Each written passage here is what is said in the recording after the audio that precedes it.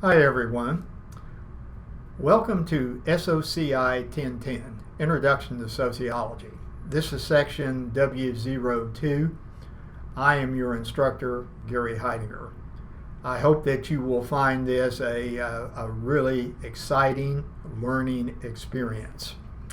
And I wanted to spend a little bit of time introducing the course to you and spinning off of the course syllabus itself.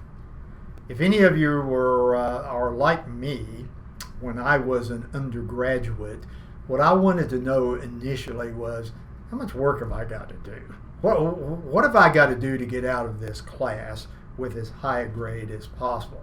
So let's cut to the quick, get to the nitty-gritty, and I'm going to ask you to take a look at information you'll find on the 7th page, beginning on the 7th page of your syllabus, under that heading of grading and evaluation. Read through this carefully. I hope that you won't just read this section and ignore everything else in the syllabus. I'm going to encourage you to read the syllabus from cover to cover.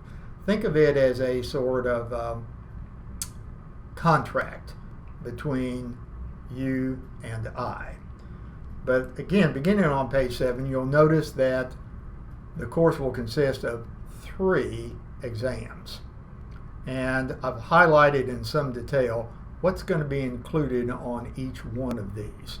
Notice on exam 1 and exam 2, you're going to have 2 discussion questions and probably somewhere between 25 and 26 multiple choice questions. Now, on that first exam, I'm going to give you essentially 4 discussion question options. And you're going to end up basically having to answer the 2 for which you feel best qualified. On the second exam, there are 2 discussion questions, but be alerted to the fact that one of these won't have an option. And it's going to focus on these 2 important concepts: ethnocentrism and cultural relativism. Now, the other discussion question is going to have at least 2 options, A or B. You'll pick the one again for which you feel best qualified. And just like the first exam, the second exam will again have anywhere from 25 to 26 multiple choice questions. Now, as you will notice as you read through the syllabus, I'm going to give you a listing, you'll be able to pick this up offline, of what the discussion question options are going to be. So you'll have some time to prepare for that. Now, the third exam, I'm going to call it the final, but if you'll notice, it's not going to be comprehensive. It's just going to focus on materials covered since the second exam. And also be alerted to the fact it's going to consist of 40 multiple choice questions. And on all 3 exams, I'm going to include at least, bare minimum, 2 extra credit multiple choice questions, and probably more. And I've highlighted again what's going to be included on each one of these exams down at the bottom of the 7th page. So be sure that you pay attention to this section. Okay? And it continues on over to the top of the 8th page. Okay? And once again, I want to emphasize something. There's somewhat of a misnomer, a misconception floating around out there that if you take an online class, that means that you're always going to be completing any evaluation activity online. Now, that's simply not true. I'm not the only instructor at Roane State that requires students on an online class to take their exams in a setting such as a testing center. As a matter of fact, this is a widely employed technique in colleges and universities all over the United States.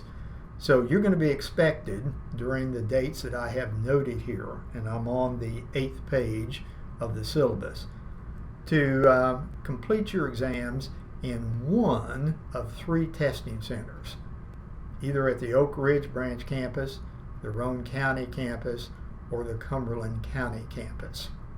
And if you'll notice again, there's a date by which each of these exams has to be completed. For the first, it's October the 3rd. For the second, it's November the 7th.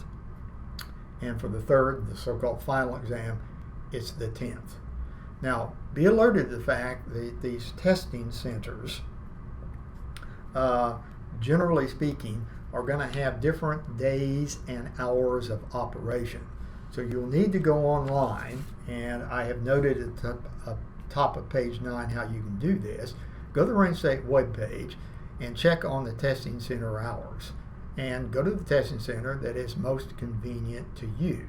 Now, I realize that it will be an inconvenience for you to drive to a testing center, but I'll remind you that this is only for 3 times during the course of the semester, and it's pretty well spread out.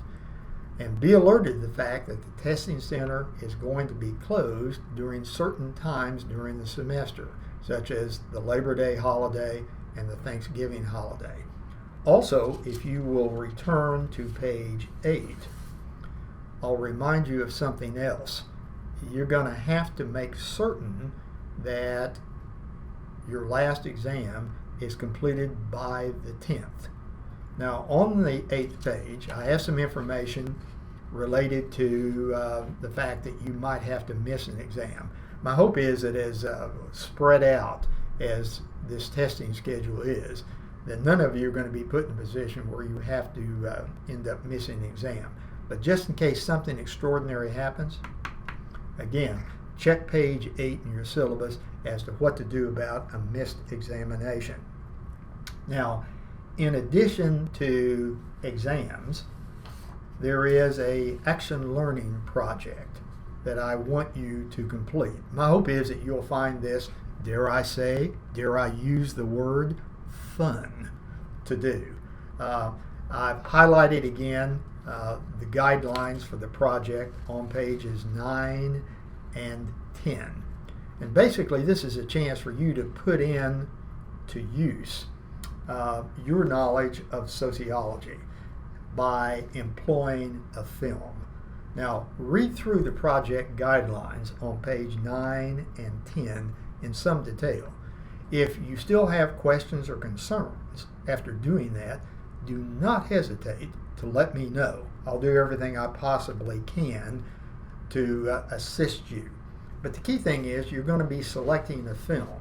And if you'll notice that on pages 10 as well as 11, there are a series of films I have listed. You don't have to select one of those necessarily.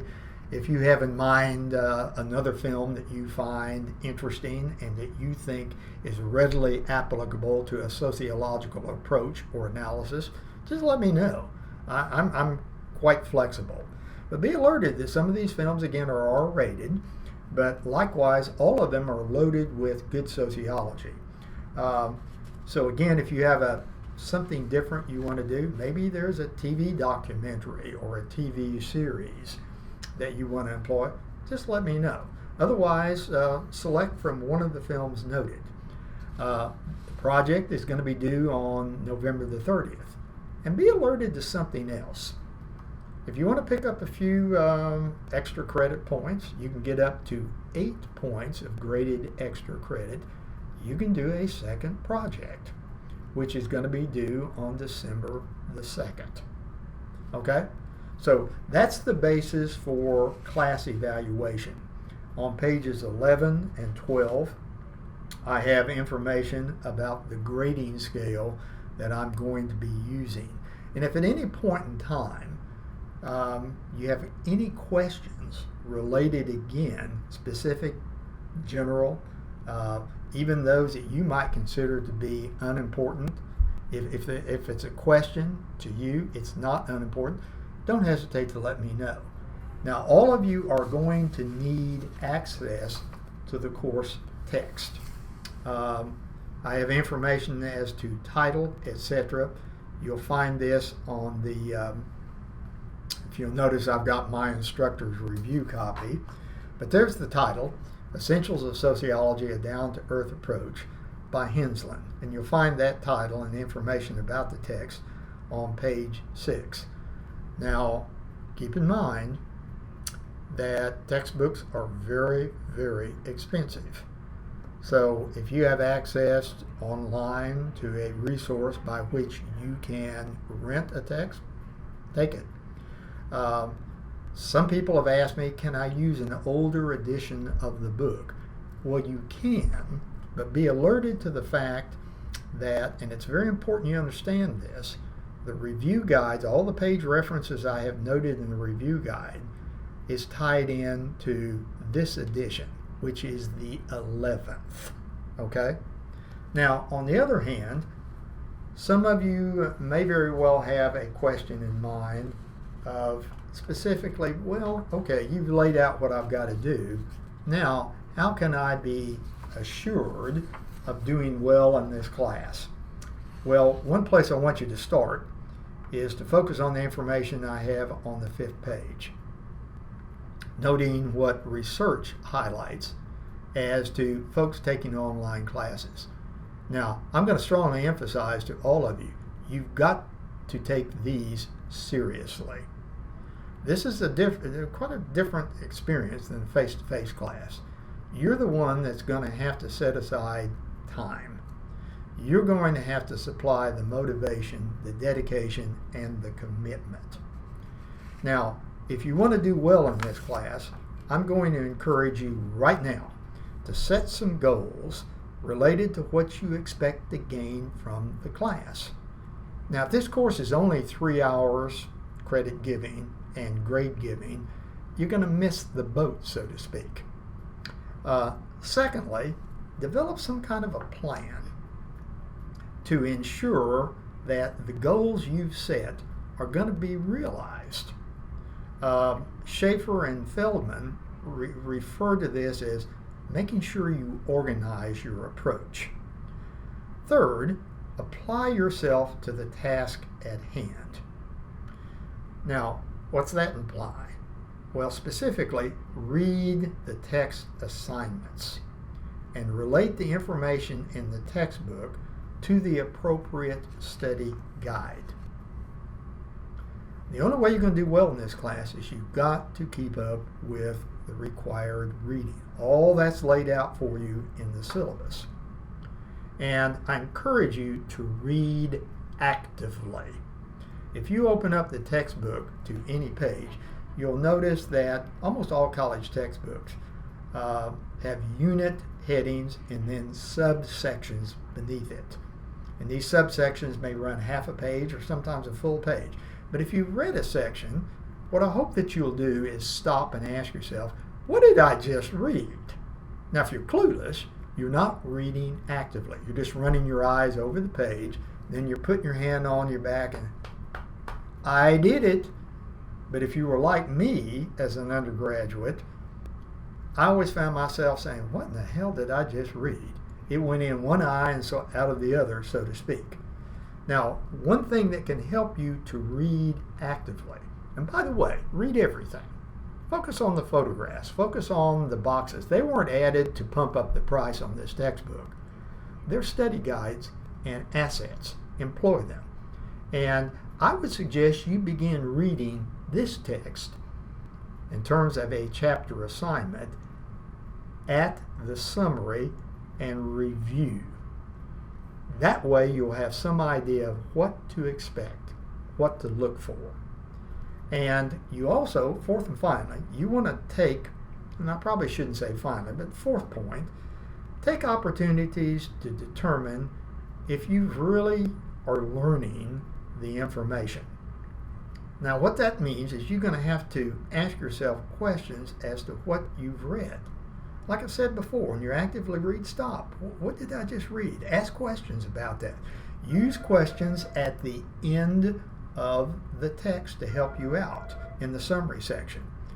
That summary review section is very, very helpful. Use it, exploit it.